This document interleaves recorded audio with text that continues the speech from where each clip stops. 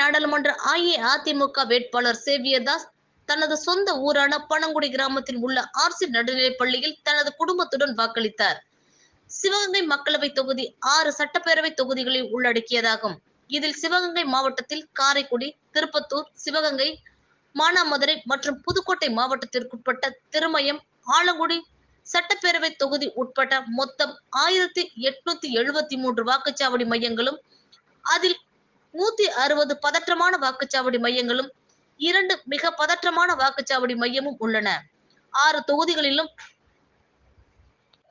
8,02,283 ஆண் வாக்காளர்களும், 8,31,511 பெண் வாக்காளர்களும், 63 திருநங்கை வாக்காளர்களும் என மொத்தம் 16,33,857 வாக்காளர்கள் உள்ளனர்.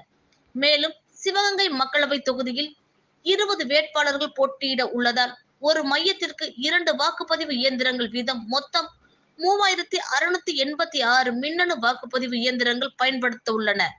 மக்களவை தொகுதிக்குட்பட்ட அனைத்து வாக்குச்சாவடி மையங்களிலும் வாக்காளர்களுக்கு தேவையான அனைத்து அடிப்படை வசதிகளையும் ஏற்படுத்த நடவடிக்கை எடுக்கப்பட்டுள்ளது.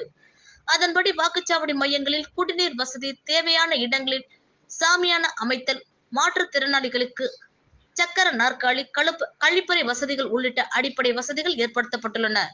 இத்தேர்தல் பணியில் தலைமை அலுவலர்கள் என மொத்தம் 6,679 அலுவலர்கள் பணியில் ஈடுபட்டுகின்றனர். சிவகங்கை மாவட்ட எஸ்பி தலைமையில் வெளிமாநில போலீசார் உட்பட சுமார் 3,000 போலீசார் பாதுகாப்பு பணியில் ஈடுபட உள்ளனர். சிவகங்கை நாடாளுமன்ற அஇஅதிமுக வேட்பாளர் சேவியர்தாஸ் தனது சொந்த ஊரான பனங்குடி கிராமத்தில் உள்ள ஆர்சி நடுநிலைப் பள்ளியில் தனது குடும்பத்துடன் வாக்களித்தார். அதனைத் தொடர்ந்து பொதுமக்கள் வாக்களித்து வருகின்றனர்.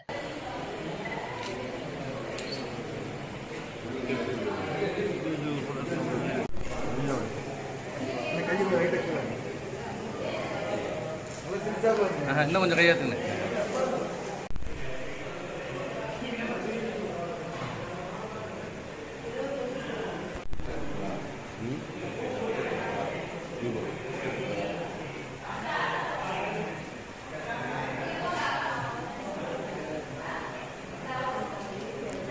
வணக்கம்.